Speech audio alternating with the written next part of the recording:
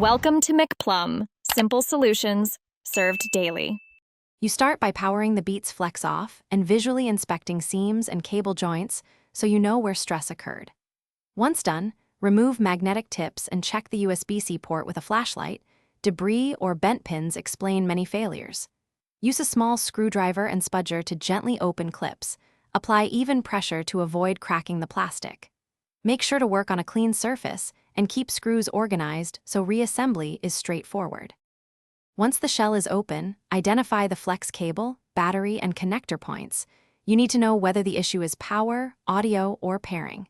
Carefully lift ribbon cables and observe for detached solder or corrosion. This is often the culprit. Use a multimeter to test continuity across the USB board and battery terminals. If a fuse or trace fails, you'll see open readings.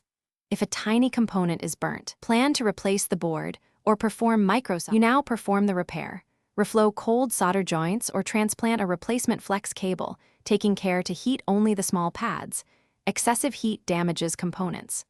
Once reassembled loosely, plug in a known good cable and test charging, Bluetooth pairing, and left-right audio balance to confirm success. Make sure to tighten screws evenly and snap covers until you hear clicks.